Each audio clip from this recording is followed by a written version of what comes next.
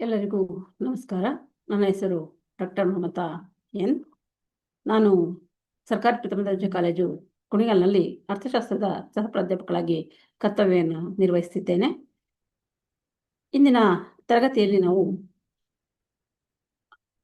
Long run equilibrium of industry and firm, ದೀರ್ಘಾವಧಿಯಲ್ಲಿ ಕೈಗಾರಿಕೆ ಮತ್ತು ಉದ್ಯಮದ ಸಮತೋಲನದ ಬಗ್ಗೆ ತಿಳ್ಕೊಳ್ತಾ ಇದ್ದೀವಿ.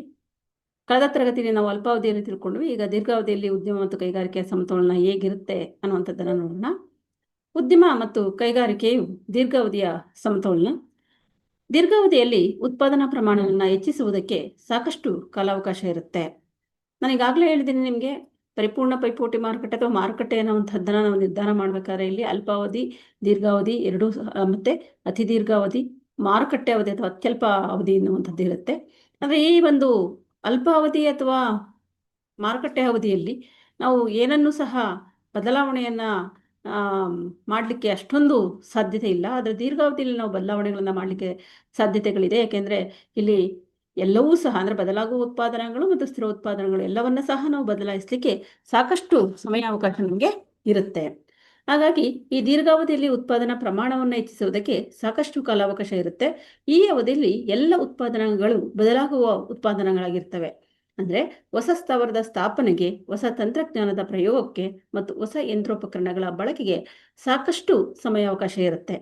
ಆದ್ದರಿಂದ ಪೂರೈಕೆಯನ್ನು ಯಾವುದೇ ಪ್ರಮಾಣದಲ್ಲಿ ಹೆಚ್ಚಿಸುವುದು ಅಥವಾ ಕಡಿಮೆಗೊಳಿಸುವುದು ಸಾಧ್ಯ ಇರುತ್ತೆ.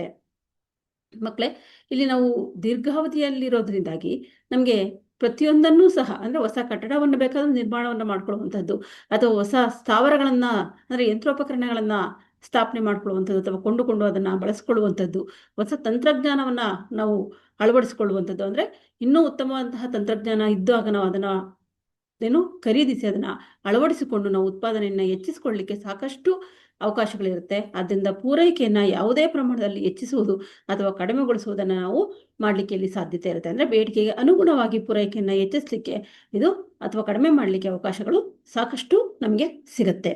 ಪ್ರಸ್ತುತ ಅಸ್ತಿತ್ವದಲ್ಲಿರುವಂತಹ ಉದ್ಯಮಗಳು ಅತಿ ಹೆಚ್ಚು ಲಾಭ ಗಳಿಸುತ್ತಿದ್ದರೆ ಹೊಸ ಉದ್ಯಮಗಳು ಕೈಗಾರಿಕೆಯನ್ನು ಪ್ರವೇಶಿಸಲು ಆಕರ್ಷಿತಗೊಳ್ತವೆ. ಅದೇ ರೀತಿ ನಷ್ಟ ಅನುಭವಿಸುತ್ತಿರುವಂತಹ ಉದ್ಯಮಗಳು ಕೈಗಾರಿಕೆಯನ್ನು ಪ್ರವೇಶಿಸಲು ಆಕರ್ಷಿತಗೊಳ್ತವೆ. ಅಂದರೆ ನಷ್ಟ ಅನುಭವಿಸುತ್ತಿರುವಂತಹ ಉದ್ಯಮಗಳು ಕೈಗಾರಿಕೆಯಿಂದ ನಿರ್ಗಮಿಸ್ತವೆ.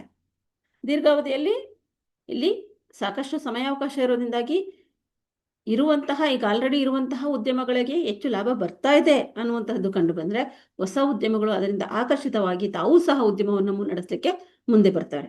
ಅದೇ ಅಕಸ್ಮಾತ್ ಈಗ ಆಲ್ರೆಡಿ ಇರುವಂತಹ ಉದ್ಯಮಗಳೇ ನಷ್ಟವನ್ನು ಅನುಭವಿಸ್ತಾ ಇದ್ದಾವೆ, ಯಾವುದೇ ಲಾಭ ಸಿಗ್ತಾ ಇಲ್ಲ ಅನ್ನುವಂತಹ ಸಂದರ್ಭಗಳಲ್ಲಿ ಉದ್ಯಮಗಳು ಕೈಗಾರಿಕೆಯಿಂದ ನಿರ್ಗಮಿಸುವಂತಹ ಒಂದು ಸಾಧ್ಯತೆಗಳು ಸಹ ಇರುತ್ತೆ. ಹಾಗೆ ಉದ್ಯಮದ ಸಮತೋಲನ ನಾವು ನೋಡಿದಾಗ ಈಗ ಪರಿಪೂರ್ಣ ಪೈಪೋಟಿ ಮಾರುಕಟ್ಟೆಯಲ್ಲಿ ಉದ್ಯಮ ದೀರ್ಘಾವಧಿಯ ಸಮತೋಲನ ಸಾಧಿಸಬೇಕು ಅಂದರೆ ಕೆಲವೊಂದು ಷರತ್ತುಗಳನ್ನು ಈಡೇರಬೇಕು. ನಾನು ಈಗಾಗಲೇ ನಿಮಗೆ ಅಲ್ಪಾವಧಿಯಲ್ಲೂ ಸಹ ಹೇಳಿದ್ದೀನಿ. ಅಲ್ಪಾವಧಿಯಲ್ಲೂ ಸಹ ಉದ್ಯಮ ಸಮತೋಲನವನ್ನು ಸಾಧಿಸಬೇಕಾದ್ರೆ ಹೇಗೆ ಕೆಲವೊಂದು ಷರತ್ತುಗಳನ್ನು ಈಡೇರಿಸ್ಕೊಳ್ಬೇಕು, ಅದೇ ರೀತಿ ದೀರ್ಘಾವಧಿಯಲ್ಲೂ ಸಹ ಸಮತೋಲನ ಸಾಧಿಸಬೇಕು ಅಂತ ಅಂದರೆ ಕೆಲವೊಂದು ಷರತ್ತುಗಳು ಈಡೇರಬೇಕು.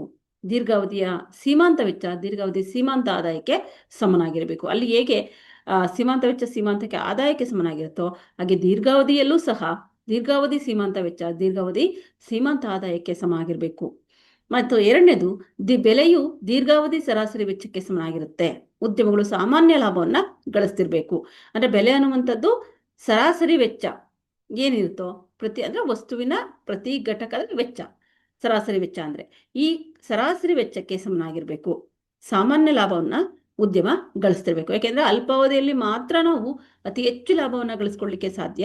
ಯಾಕೆಂದರೆ ಬೇಡಿಕೆಗೆ ತಕ್ಕಂತೆ ನಾವು ಅಲ್ಲಿ ಪೂರೈಕೆಯನ್ನು ಮಾಡಲಿಕ್ಕೆ ಆಗೋದಿಲ್ಲ. ಹಾಗಾಗಿ ಅತಿ ಹೆಚ್ಚು ಬೇಡಿಕೆ ಇದ್ದಾಗ ಬೆಲೆಯನ್ನು ಹೆಚ್ಚಿಸಿ ಲಾಭವನ್ನು ಮಾಡ್ಕೊಳ್ಬೋದು. ಆದರೆ ದೀರ್ಘಾವಧಿಯಲ್ಲಿ ನಾವು ಬದಲಾವಣೆಗಳನ್ನು ಮಾಡಲಿಕ್ಕೆ ಅವಕಾಶಗಳಿರೋದ್ರಿಂದಾಗಿ ಸಾಮಾನ್ಯ ಲಾಭವನ್ನು ಮಾತ್ರ ಉದ್ಯಮ ಗಳಿಸಲಿಕ್ಕೆ ಅವಕಾಶಗಳಿರುತ್ತೆ.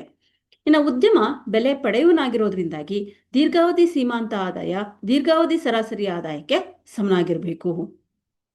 ಹೇಗೆ ವೆಚ್ಚ ಆದಾಯಕ್ಕೆ ಸಮನಾಗಿರಬೇಕೋ ಹಾಗೆ ಆದಾಯವೂ ಸಹ ಅಂದರೆ ಸೀಮಾಂತ ಆದಾಯ ಸರಾಸರಿ ಆದಾಯಕ್ಕೆ ಸಮನಾಗಿರಬೇಕು.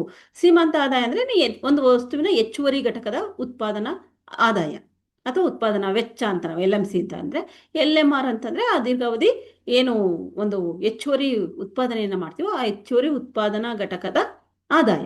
ಅದು ಸಹ ಯಾವಾಗ ಸಮನಾಗಿರಬೇಕು ಅಂದರೆ ಸರಾಸರಿ ಆದಾಯಕ್ಕೆ, ದೀರ್ಘಾವಧಿ ಸರಾಸರಿ ಆದಾಯಕ್ಕೆ ಸಮನಾಗಿರಬೇಕು. ಹಾಗೆ ಉದ್ಯಮ ದೀರ್ಘಾವಧಿಯಲ್ಲಿ ಕನಿಷ್ಠ ಸರಾಸರಿ ವೆಚ್ಚದಲ್ಲಿ ಕಾರ್ಯನಿರ್ವಹಿಸುತ್ತಿರುವುದರಿಂದಾಗಿ ದೀರ್ಘಾವಧಿ ಸೀಮಾಂತ ವೆಚ್ಚ ದೀರ್ಘಾವಧಿ ಸರಾಸರಿ ವೆಚ್ಚಕ್ಕೆ ಸಮನಾಗಿರಬೇಕು. ಹಾಗೆ ಇಲ್ಲಿ ದೀರ್ಘಾವಧಿ ಸರಾಸರಿ ವೆಚ್ಚವು ಸಹ ದೀರ್ಘಾವಧಿ ಸೀಮಾಂತ ವೆಚ್ಚಕ್ಕೆ ಸಮನಾಗಿರಬೇಕು. ಈ ಷರತ್ತುಗಳ ಆಧಾರದಲ್ಲಿ ಉದ್ಯಮ ದೀರ್ಘಾವಧಿ ಸಮತೋಲನವನ್ನು ಸಾಧಿಸಬಹುದು. ಈ ರೀತಿ ಉದ್ಯಮ ದೀರ್ಘಾವಧಿ ಸಮತೋಲನವನ್ನು ಸಾಧಿಸಲಿಕ್ಕೆ ಕೆಲವೊಂದು ಸೂತ್ರವನ್ನು ನಾವು ಇಲ್ಲಿ ಬಳಸಬಹುದು. ಆ ಸೂತ್ರ ಏನಪ್ಪ ಅಂತ ಅಂದರೆ, ದೀರ್ಘಾವಧಿಯಲ್ಲಿ ಹೇಗೆ ಉದ್ಯಮ ಸಮತೋಲನವನ್ನು ಸಾಧಿಸಿದೆ ಅನ್ನೋಂತಂದರೆ, ಬೆಲೆ ಯಾವುದಕ್ಕೆ ಸಮನಾಗಿರಬೇಕು? ದೀರ್ಘಾವಧಿ ವೆಚ್ಚಕ್ಕೆ, ದೀರ್ಘಾವಧಿ ಸೀಮಾಂತ ಆದಾಯ, ದೀರ್ಘಾವಧಿ ಸರಾಸರಿ ವೆಚ್ಚ. ಅಂದರೆ ಬೆಲೆ ಈಕ್ವಸ್ ದೀರ್ಘಾವಧಿ ಸೀಮಾಂತ ವೆಚ್ಚ ಈಕ್ವಸ್ ದೀರ್ಘಾವಧಿ ಸೀಮಾಂತ ಆದಾಯ ಈಕ್ವಸ್ ದೀರ್ಘಾವಧಿ ಸರಾಸರಿ ವೆಚ್ಚ. ಅಂದರೆ ಬೆಲೆ ಈ ಎಲ್ಲದಕ್ಕೂ ಸಮನಾಗಿರುವಂಥದ್ದಾಗಿ ಇರುತ್ತೆ. ಹಾಗಾಗಿ P ನಾವು ಇಂಗ್ಲಿಷ್ನಲ್ಲಿ ಅದನ್ನು ನಾವು ತರ್ಜುಮೆ ಮಾಡಿದ್ರೆ P LMC LMR LAC ಅಂತ ಹೇಳಿ ಸಂಕೇತಾಕ್ಷರಗಳಲ್ಲಿ ನಾವು ಹೇಳ್ಬೋದು. ಈ P ಅಂತಂದರೆ ಇಲ್ಲಿ ಬೆಲೆ, LMC ಅಂದರೆ ದೀರ್ಘಾವಧಿ ಸೀಮಾಂತ ವೆಚ್ಚ, LMR ಅಂದರೆ ದೀರ್ಘಾವಧಿ ಸೀಮಾಂತ ಆದಾಯ, LAC ಅಂದರೆ ದೀರ್ಘಾವಧಿ ಸರಾಸರಿ ವೆಚ್ಚ. ಇವೆಲ್ಲವೂ ಸಹ ಸಮನಾಗಿರಬೇಕು.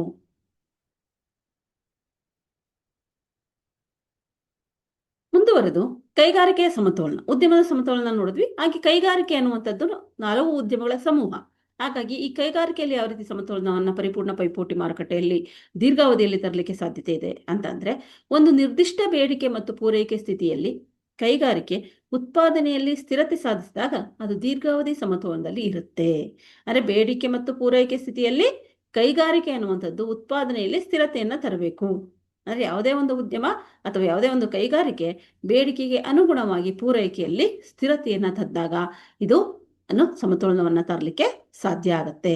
ಅಂದರೆ ಪರಿಪೂರ್ಣ ಪೈಪೋಟಿ ಮಾರುಕಟ್ಟೆಯಲ್ಲಿ ಕೈಗಾರಿಕೆ ಕೆಲವೊಂದು ಷರತ್ತುಗಳು ಈಡೇರಿದಾಗ ಸಮತೋಲನವನ್ನು ತಲುಪುತ್ತೆ. ಹೇಗೆ ಉದ್ಯಮದಲ್ಲಿ ಷರತ್ತುಗಳಿದೆಯೋ ಹಾಗೆ ಕೈಗಾರಿಕೆಯಲ್ಲೂ ಸಹ ಷರತ್ತುಗಳನ್ನು ನೋಡ್ಬೋದು. ಆ ಷರತ್ತುಗಳೇನಪ್ಪ ಅಂದರೆ, ಎಲ್ಲ ಉದ್ಯಮಗಳು ದೀರ್ಘಾವಧಿ ಸೀಮಾಂತ ವೆಚ್ಚ ಮತ್ತು ದೀರ್ಘಾವಧಿ ಸೀಮಾಂತ ಆದಾಯಗಳನ್ನು ಸಮಗೊಳಿಸುವುದರ ಮೂಲಕ ಉತ್ಪಾದನೆ ಮಾಡುತ್ತಿರಬೇಕು. ಅಂದರೆ ಕೈಗಾರಿಕೆಯಲ್ಲಿರುವಂತಹ ಅಷ್ಟೂ ಉದ್ಯಮಗಳು ಸಹ ದೀರ್ಘಾವಧಿ ಸೀಮಾಂತ ವೆಚ್ಚಕ್ಕೆ ದೀರ್ಘಾವಧಿ ಸೀಮಾಂತ ಆದಾಯ ಸಮನಾಗಿರುವಂತೆ ನೋಡಿಕೊಳ್ಬೇಕು. ಅಷ್ಟು ಉತ್ಪಾದನೆಯನ್ನು ಅವರು ಮಾಡ್ತಾ ಇರಬೇಕು ಅನ್ನುವಂಥದ್ದು. ಎರಡನೇದು, ದೀರ್ಘಾವಧಿ ಬೇಡಿಕೆ ಮತ್ತು ಪೂರೈಕೆಗಳು ಸಮಗೊಳ್ಳಬೇಕು. ಬೇಡಿಕೆ ಮತ್ತು ಪೂರೈಕೆ ದೀರ್ಘಾವಧಿಯಲ್ಲಿ ಏನಾಗಬೇಕು? ಅಂದರೆ ಸಮನಾಗಿರಬೇಕು. ಏನು ಬೇಡಿಕೆ ಇದೆಯೋ ಆ ಬೇಡಿಕೆಗೆ ತಕ್ಕಂತೆ ಪೂರೈಕೆ ಅನ್ನುವಂಥದ್ದನ್ನು ನಾವು ಹೆಚ್ಚಿಸಿರ್ಬೇಕು. ಅಂದರೆ ಅದಕ್ಕೆ ಈಕ್ವಲ್ ಆಗಿ ಅಥವಾ ಸಮಾನವಾಗಿ ನಾವು ಹೆಚ್ಚಿಸಿರ್ಬೇಕು. ಹಾಗೂ ದೀರ್ಘಾವಧಿ ಸರಾಸರಿ ಆದಾಯ ದೀರ್ಘಾವಧಿ ಸರಾಸರಿ ವೆಚ್ಚಗಳು ಸಮವಾಗಿರಬೇಕು. ಸರಾಸರಿ ಆದಾಯ ಸರಾಸರಿ ವೆಚ್ಚಕ್ಕೆ ದೀರ್ಘಾವಧಿಯಲ್ಲಿ ಸಮನಾಗಿರಬೇಕು. ಈ ಹಂತದಲ್ಲಿ ಎಲ್ಲ ಉದ್ಯಮಗಳು ಸಾಮಾನ್ಯ ಲಾಭವನ್ನು ಗಳಿಸ್ತಾ ಇರುತ್ತೆ. ನಾನು ಆಗಲೇ ಹೇಳಿದೆ, ಎಲ್ಲ ಉದ್ಯಮ ಆಗಿರ್ಬೋದು, ಕೈಗಾರಿಕೆ ಆಗಿರ್ಬೋದು, ದೀರ್ಘಾವಧಿಯಲ್ಲಿ ಸಾಮಾನ್ಯ ಲಾಭವನ್ನು ಮಾತ್ರ ಗಳಿಸಲಿಕ್ಕೆ ಸಾಧ್ಯ. ಹಾಗಾಗಿ ಸಾಮಾನ್ಯ ಲಾಭವನ್ನು ಗಳಿಸ್ತಾ ಇರುತ್ತದೆ. ಹಾಗೂ ಯಾವುದೇ ಹೊಸ ಕೈಗಾರಿಕೆಯನ್ನು ಪ್ರವೇಶಿಸುವ ಅಥವಾ ಹಳೆಯ ಉದ್ಯಮ ನಿರ್ಗಮಿಸುವ ಪ್ರವೃತ್ತಿಯಲ್ಲಿ ಇರೋದಿಲ್ಲ. ಯಾಕೆಂದರೆ ಬರ್ತಾ ಇರುವುದೇ ಸಾಮಾನ್ಯ ಲಾಭ ಆಗಿರುತ್ತೆ. ಹಾಗಾಗಿ ಬೆಲೆಗೆ ಅದು ಹೆಚ್ಚು ಹತ್ತಿರದಲ್ಲಿರುತ್ತೆ. ಹಾಗಾಗಿ ನಾವು ಅತಿ ಹೆಚ್ಚು ಲಾಭವನ್ನು ನೋಡಲಿಕ್ಕೆ ಇಲ್ಲಿ ಸಾಧ್ಯತೆ ಇಲ್ಲದಲೇ ಇರೋದ್ರಿಂದ ಯಾವುದೇ ಒಂದು ಉದ್ಯಮ ತೀರ ನಷ್ಟವನ್ನು ಅನುಭವಿಸ್ತಾ ಇಲ್ಲ ಹೊರಗಡೆ ಹೋಗ್ಲಿಕ್ಕೆ. ಹಾಗಾಗಿ ಅದು ಅಲ್ಲೇ ಉಳ್ಕೊಳ್ಳುತ್ತೆ. ಅಂದರೆ ಇರುವಂತಹ ಉದ್ಯಮಗಳು ಹೊರಗಡೆ ಹೋಗ್ಲಿಕ್ಕಾಗಲಿ ಅಥವಾ ಹೊಸ ಉದ್ಯಮಗಳು ಅಲ್ಲಿ ಬರ್ಲಿಕ್ಕಾಗಲಿ ಇಲ್ಲಿ ಅವಕಾಶ ಇರೋದಿಲ್ಲ. ಇಲ್ಲಿ ಬಹಳ ಮುಖ್ಯವಾಗಿ ನಾವು ಗಮನಿಸಬೇಕಾದಂತಹ ಒಂದು ಅಂಶ ಏನಪ್ಪ ಅಂದರೆ, ಕೈಗಾರಿಕೆಯಲ್ಲಿನ ಎಲ್ಲ ಉದ್ಯಮಗಳು ಸಾಮಾನ್ಯವನ್ನ ಲಾಭ ಗಳಿಸುತ್ತಿಲ್ಲವಾದರೆ ಕೈಗಾರಿಕೆಯ ದೀರ್ಘಾವಧಿ ಸ್ಥಿರ ಸಮತೋಲನ ಸಾಧ್ಯ ಆಗೋದಿಲ್ಲ. ಅಂದರೆ ಕೈಗಾರಿಕೆಯು ದೀರ್ಘಾವಧಿ ಸ್ಥಿರ ಸಮತೋಲನ ಸಾಧ್ಯ ಆಗೋದಿಲ್ಲ ಅನ್ನುವಂಥದ್ದು. ನಾನು ಆಗಲೇ ಹೇಳ್ತೀನಿ, ಸಾಮಾನ್ಯ ಲಾಭ ಅಷ್ಟೇ ಇಲ್ಲಿ ಗಳಿಸೋದಕ್ಕೆ ಸಾಧ್ಯ. ಹಾಗಾಗಿ ಸಾಮಾನ್ಯ ಲಾಭವನ್ನು ಗಳಿಸಲಿಲ್ಲ ಅಂತ ಅಂದರೆ ಕೈಗಾರಿಕೆ ದೀರ್ಘಾವಧಿಯಲ್ಲಿ ಸ್ಥಿರ ಸಮತೋಲನವನ್ನು ಸಾಧಿಸಲಿಕ್ಕೆ ಸಾಧ್ಯ ಆಗೋದಿಲ್ಲ. ಏಕೆಂದರೆ ಅಸ್ತಿತ್ವದಲ್ಲಿರುವಂತಹ ಕೆಲವು ಉದ್ಯಮಗಳು ಅತಿ ಹೆಚ್ಚು ಲಾಭ ಗಳಿಸುತ್ತಿದ್ದರೆ ಹೊಸ ಉದ್ಯಮಗಳು ಕೈಗಾರಿಕೆಯನ್ನು ಪ್ರವೇಶಿಸಲು ಪ್ರೇರಣೆಗೊಳ್ತವೆ. ಆಗ ಕೈಗಾರಿಕೆಯ ಪೂರೈಕೆ ಮತ್ತು ಮಾರುಕಟ್ಟೆ ಬೆಲೆ ಬದಲಾವಣೆ ಆಗುತ್ತೆ. ಒಟ್ಟಾರೆಯಾಗಿ ಪರಿಪೂರ್ಣ ಪೈಪೋಟಿ ಮಾರುಕಟ್ಟೆಯಡಿಯಲ್ಲಿ ನಾವು ಹೇಳೋದಾದ್ರೆ, ದೀರ್ಘಾವಧಿಯಲ್ಲಿನ ಉದ್ಯಮ ಮತ್ತು ಕೈಗಾರಿಕೆ ಸಮತೋಲನದ ಷರತ್ತನ್ನು ಸರಳವಾಗಿ ನಾವು ಹೇಳುವಂತಹದ್ದಾದ್ರೆ, ದೀರ್ಘಾವಧಿ ಸಮತೋಲನ ದೀರ್ಘಾವಧಿ ಸರಾಸರಿ ಆದಾಯ ದೀರ್ಘಾವಧಿ ಸರಾಸರಿ ವೆಚ್ಚ ದೀರ್ಘಾವಧಿ ಸೀಮಾಂತ ವೆಚ್ಚ. ಅದರ ಸಂಕೇತಾಕ್ಷರಗಳು ನಾವು P LAR LAC equals LMR equals LMC. ಅಂದರೆ ಸರಾಸರಿ ಆದಾಯ, ದೀರ್ಘಾವಧಿ ಸರಾಸರಿ ಆದಾಯ, ದೀರ್ಘಾವಧಿ ಸರಾಸರಿ ವೆಚ್ಚ, ದೀರ್ಘಾವಧಿ ಸೀಮಾಂತ ವೆಚ್ಚ, ದೀರ್ಘಾವಧಿ ಸರಾಸರಿ ವೆಚ್ಚ, ಹಾಗೆ ದೀರ್ಘಾವಧಿ ಸೀಮಾಂತ ಆದಾಯ ಇವುಗಳೇನಾಗಿರಬೇಕು, ಸಮನಾಗಿರಬೇಕು ಅನ್ನುವಂಥದ್ದನ್ನು ನಾವಿಲ್ಲಿ ನೋಡ್ತೀವಿ. ಇಲ್ಲಂದ್ರೆ ಇಲ್ಲಿ ಉದ್ಯಮ ಸಮತೋಲನದಲ್ಲಿರಬೇಕು ಅಂದರೆ ಈ ಒಂದು ಷರತ್ತುಗಳು ಈಡೇರಿರಬೇಕು ಅನ್ನುವಂಥದ್ದು. ಹಾಗೆ ಪರಿಪೂರ್ಣ ಪೈಪೋಟಿ ಮಾರುಕಟ್ಟೆಯಲ್ಲಿ ಉದ್ಯಮ ಮತ್ತು ಕೈಗಾರಿಕೆ ದೀರ್ಘಾವಧಿ ಸಮತೋಲನ ತಲುಪುವ ಬಗೆಯನ್ನು ನಾವು ರೇಖಾಚಿತ್ರದ ಸಹಾಯದಿಂದ ತಿಳ್ಕೊಳ್ಬಹುದು. ರೇಖಾಚಿತ್ರದಲ್ಲಿ ಡಿ ದೀರ್ಘಾವಧಿ ಬೇಡಿಕೆ ರೇಖೆ ಹಾಗೂ SS ದೀರ್ಘಾವಧಿ ಪೂರೈಕೆಯ ರೇಖೆ. ನೀವು ಇಲ್ಲಿ ಡಯಾಗ್ರಾಮ್ ಅನ್ನ ಗಮನಿಸಿದ್ರೆ ನಿಮ್ಗೆ ಗೊತ್ತಾಗುತ್ತೆ, ಇದು SS ಪೂರೈಕೆ ರೇಖೆ, DD ಬೇಡಿಕೆ ರೇಖೆ. ಇವೆರಡೂ ಈ ಬಿಂದುವಿನಲ್ಲಿ ಸಂಧಿಸಿದೆ. ಆಗ OP ಬೆಲೆ OQ ಪ್ರಮಾಣದ ಪೂರೈಕೆ ಅಥವಾ OP ಬೆಲೆಯಲ್ಲಿ ಈ ಬಿಂದುವಿನ ಸಮತೋಲನದಲ್ಲಿರುತ್ತೆ. ಇದೇ ಬೆಲೆಯಲ್ಲಿ ಉದ್ಯಮ ದೀರ್ಘಾವಧಿ ಸೀಮಾಂತ ವೆಚ್ಚ ಮತ್ತು ದೀರ್ಘಾವಧಿ ಸೀಮಾಂತ ಆದಾಯಗಳು LMR ಸಮಗೊಳಿಸುವುದರ ಮೂಲಕ ಈ ಒಂದು ಬಿಂದುವಿನಲ್ಲಿ ಸಂಧಿಸಿದೆ. ನೋಡಿ, ಇದು LMR, ಇದು LMC ರೇಖೆ, ಇದು LMR ರೇಖೆ. ಇಲ್ಲಿ ಈ ಬಿಂದುವಿನಲ್ಲಿ ಸಂಧಿಸಿದೆ. ಇಲ್ಲೂ ಸಹ OP ಸಮತೋಲನ ಬೆಲೆ. ಇದು ಇರುವಂತಹ ರೇಖೆ ಯಾವುದಪ್ಪ ಅಂದರೆ LAR LMR ಸೀಮಾಂತ ಆದಾಯ ಮತ್ತು ಸರಾಸರಿ ಆದಾಯದ ದೀರ್ಘಾವಧಿ ಸರಾಸರಿ ಆದಾಯದ ರೇಖೆ ಒಂದೇ ಆಗಿರುತ್ತೆ ಅನ್ನುವಂಥದ್ದು. ರೇಖಾಚಿತ್ರದಲ್ಲಿ ಹೇಳಿದಂತೆ ಪರಿಪೂರ್ಣ ಪೈಪೋಟಿ ಮಾರುಕಟ್ಟೆ ಕೈಗಾರಿಕಾ ಬೆಲೆ ಅಂದರೆ P equals LAR equals LMR equals LMC equals LAC ಸಮಗೊಳಿಸುವುದರ ಮೂಲಕ ಪೂರ್ಣ ಸಮತೋಲನದಲ್ಲಿ ಇದೆ. ಈ ಸನ್ನಿವೇಶದಲ್ಲಿ ಕೈಗಾರಿಕೆಯಲ್ಲಿ ಉದ್ಯಮಗಳು ಕೇವಲ ಸಾಮಾನ್ಯ ಲಾಭವನ್ನು ಗಳಿಸ್ತಾ ಇರ್ತವೆ.